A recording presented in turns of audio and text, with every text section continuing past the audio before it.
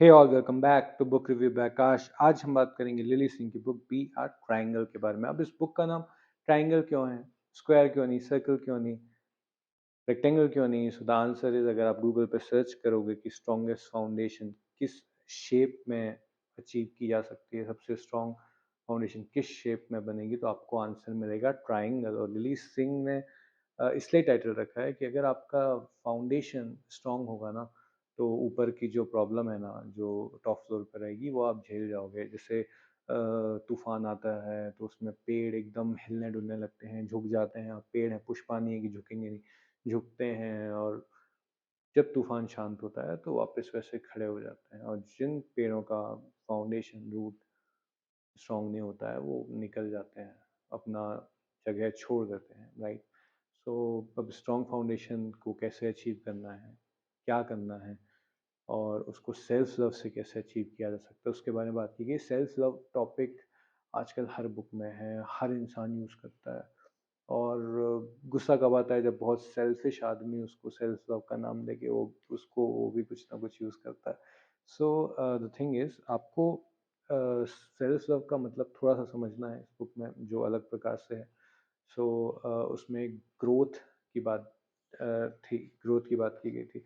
सो दुनिया के हिसाब से ग्रोथ कैसे कोई सामने वाला देखेगा आपको, कि आपने ग्रो किया है कि नहीं? आपका लिंक्डइन प्रोफाइल देखेगा कि यार सीनियर में से एवीपी बन गया, एवीपी से वीपी बन गया, सैलरी उसकी बढ़ गई, बड़ा घर है, बड़ी गाड़ी है। कोई स्टूडेंट का ग्रोथ कैसे देखेगा, कोई और बंदा किसी अलग पर्सपेक्टिव से, कि यार इसके ग्रेड्स लास्ट ईयर से इस ईयर बेटर हैं, ये ज़्यादा नंबर ले रहा है इस सब्जेक्ट में, और वो रैंक उसकी क्या है, राइट।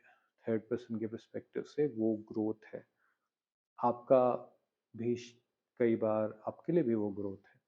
बट हमको कुछ ऐसे पैरामीटर्स भी देखने हैं जो बाहर के इंसान को, इनसे कोई फ़र्क नहीं पड़ता कि वो उसमें ग्रोथ हुई कि नहीं।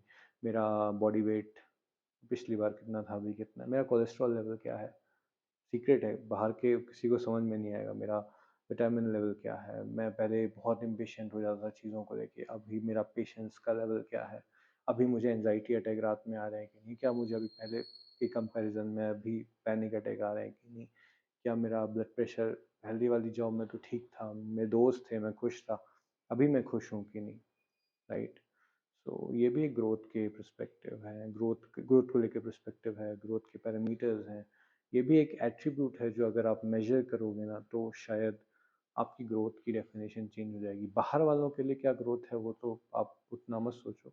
आपके लिए क्या है, कि आपको कुछ पैसे कम मिलेंगे पर आप खुशी खुशी रहोगे, तो वो क्या ग्रोथ है आपके लिए? डेफिनेटली है, राइट।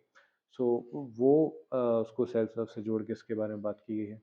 एक और टॉपिक था जो आपने सुना होगा, सब लोग कहते हैं be the best version of yourself, be the best version of yourself. Her motivational speaker बोलता है।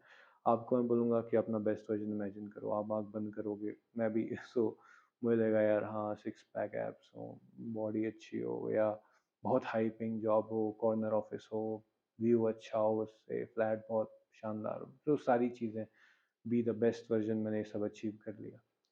और क्या आपका जो एक एग्जांपल देता हूँ, सिक्स पैक वाला वर्जन है, क्या वो बहुत खुशी खुशी उसके बन गए? कई उसको सेक्रीफाइस करने पड़े होंगे, कई पार्टीज मिस करनी पड़ी होंगी, कई चीज़ें जो उसको पसंद है वो खा नहीं सकता होगा, ठीक है, जो आपका बेस्ट वर्जन है। आपकी अच्छी मेमोरीज चाय और समोसे वाली हैं, वो ये सिक्स पैक वाले के पास नहीं है।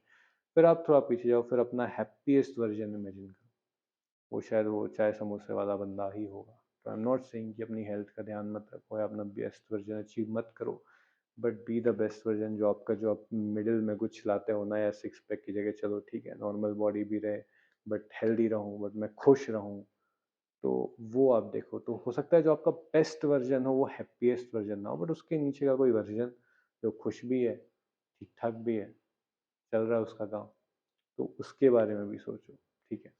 तो ये एक बहुत मतलब अलग सी बात थी इस बुक में। और ऐसे बहुत सारे टॉपिक हैं, बहुत ही इजी लैंग्वेज में लिली सिंह ने एक्सप्लेन किया है। उनकी लास्ट बुक भी बहुत काफ़ी इंटरेस्टिंग थी। तो अगर आपने कभी बुक वैसे ही पढ़ी नहीं है, या आपको बुक पढ़ने में बहुत आलस आता है, तो आप ये बुक से शुरुआत कर सकते हो। आपको बहुत सारी चीज़ें सीखने मिलेंगी, बहुत ही इंटरेस्टिंग तरीके से। तो ये है। और इसमें एक टॉपिक था uncomfortable with your own thoughts. हम अपने थॉट्स के साथ बहुत अनकंफर्टेबल हैं।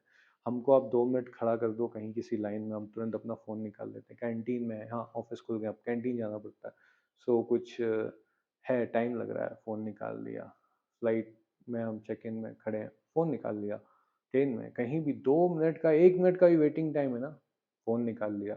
अपना थॉट जो है, हम अपने थॉट्स के साथ ही कंफर्टेबल नहीं है। हमको कोई अकेले कमरे में बिठा दे 5 मिनट, हमारा दिमाग खराब होने लगता है।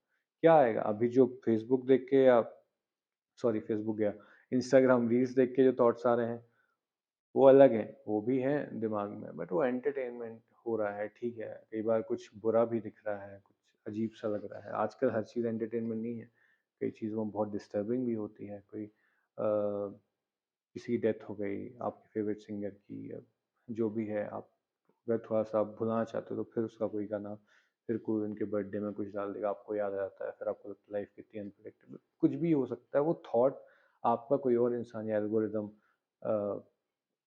डिसाइड करता है, हम खुद डिसाइड नहीं करते। जबकि हम कुछ सालों, कुछ 10-15 साल पहले जब हम स्कूल में थे, या जब भी आप जिस साल में भी स्कूल में हो, तो कई हम फ़ोन नहीं होता था, कई बार हमें टीचर अलग बिठा देता था हमारे दोस्तों से दूर।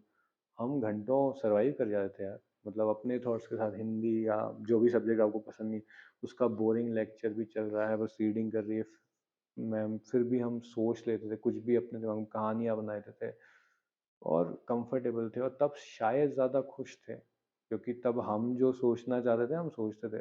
पेपर के 3 घंटे निकाल देते थे यार, मतलब आपके पास पेपर है हाथ में और आपको कुछ भी नहीं बनता, फिर भी आप 3 घंटे अपने, आप कुछ बोल नहीं सकते किसी के साथ, अपने थॉट्स के साथ वो 3 घंटे आप निकाल सकते थे।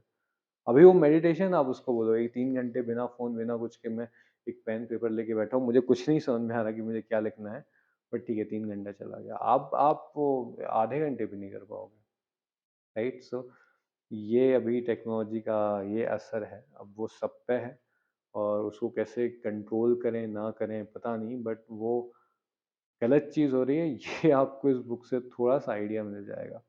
सो ये मेरे पर्सपेक्टिव में, मेरे थॉट्स हैं जो इस बुक को पढ़ के, जो टॉपिक्स को पढ़ के आए दिमाग में। आपको शायद कोई और चीज़ पसंद आ सकती है, कोई और पेज में आपके काम की बात लिखी होगी तो आप वो देख सकते हो। सो आप डेफिनेटली ये बुक पढ़ो, और अगर आपको अच्छा लगता है तो आप अपने दोस्तों को शेयर करो ये बुक। ये वीडियो शेयर नहीं करो करो कोई उतना फ़र्क नहीं पड़ेगा, बट फिर भी आप बुक्स अगर आप खरीदते हो तो वो ज़रूर शेयर करो। Thank you.